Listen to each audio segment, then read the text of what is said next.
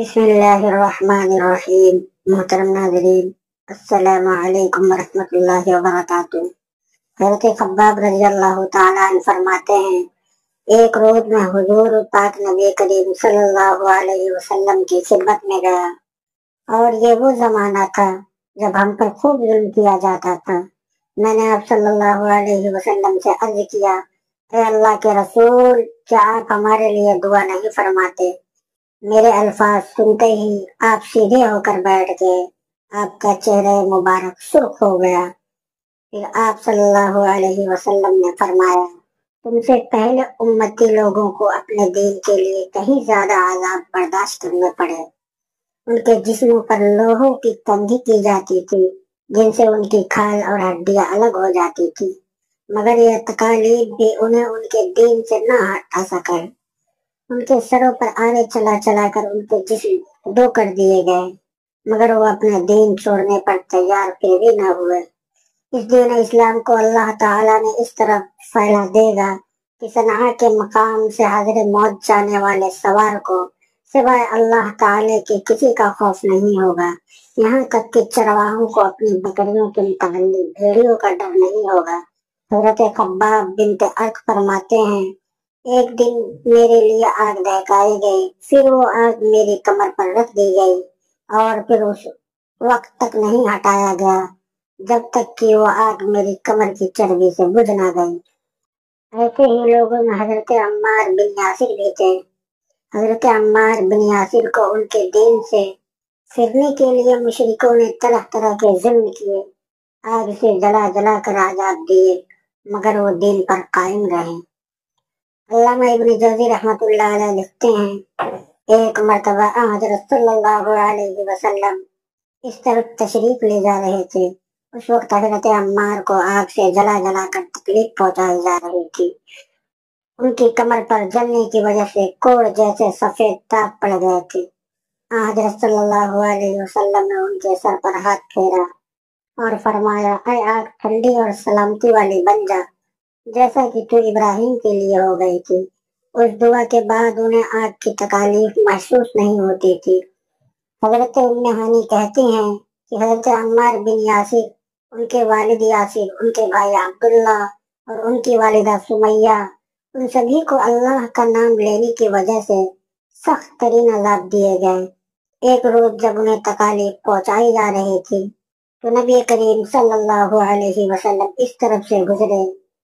آپ صلی اللہ علیہ وسلم نے ان کی تکالیف کو دیکھ کر فرمایا، اے اللہ، آل یاسر کی مغفرت فرما۔ ان کی والدہ سمیہ کو ابو جہل کے چاچا حذیفہ بن ابن مغیرہ نے ابو جہل کے حوالے کر دیا۔ یہ اس کی باندھی تھی، ابو جہل نے انہیں نیزہ مارا، اس سے وہ شہید ہو گئی۔ اس طرح اسلام میں انہیں سب سے پہلے شہید ہونے والے کا اعزاز حاصل ہوا۔ آخر انہیں مظالم کی وجہ سے حضرت عمار کے والد یاسر بھی شہید ہو گئے۔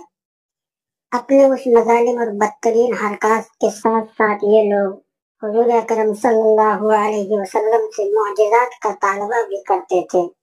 ایک روز ابو جہل دوسرے سرداروں کے ساتھ حضور نبی کریم صلی اللہ علیہ وسلم کے پاس آیا اور بولا، اے محمد صلی اللہ علیہ وسلم، اگر تم سچے ہو تو ہمیں چاند کے دو ٹکڑے کر کے دکھاؤ، وہ بھی اس طرح کہ ایک ٹکڑا ابو قبیس پہاڑ پر اور دوسرا قیقعان پہاڑ پر نظر آئے۔ مطلب یہ تھا کہ دونوں ٹکڑے کافی فاصلے پر ہوں تاکہ اس کے دو ٹکڑے ہونے میں کوئی شک نہ رہ جائے۔ اس روز مہینے کی 14ویں تاریخ تھی، چاند پورا تھا۔ آپ صلی اللہ علیہ وسلم نے ان کی یہ عجیب فرمائش سن کر فرمایا، اگر میں ایسا کر دکھاؤں تو کیا تم ایمان لے آؤ گے؟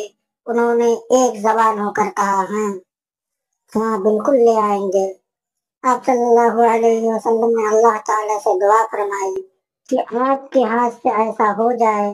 چنانچہ چاند فوراً دو ٹکڑے ہو گیا، اس کا ایک حصہ ابو قبیس پہاڑ کے اوپر نظر آیا اور دوسرا قیقعان پہاڑ پر۔ اس وقت نبی کریم صلی اللہ علیہ وسلم نے ارشاد فرمایا، لو اب گواہی دو۔ ان کے دلوں پر تو قفل پڑے تھے، کہنے لگے، محمد صلی اللہ علیہ وسلم، ہم لوگوں کی آنکھوں پر جادو کر دیا ہے۔ محمد صلی اللہ علیہ وسلم نے چاند پر جادو کر دیا ہے۔ मगर उनके जादू का असर सारी दुनिया के लोगों पर नहीं हो सकता। मतलब ये था कि हर जगह के लोग चांद को दो टुकड़े नहीं देख रहे होंगे। अब उन्होंने कहा, हम दूसरे शहरों से आने वाले से ये बात पूछेंगे। चुनांचे जब मक्कतुल मुकर्रमा में दूसरे शहरों के लोग दाखिल हुए तो उन्होंने चांद के बारे में उनसे पूछा। आने वाले सब लोगों ने यही कहा, हाँ हाँ, हमने भी चांद को दो टुकड़े होते देखा है। ये सुनते ही मुशरिक बोल उठे, फिर तो ये आम जादू है, उसका असर सब पर हुआ है।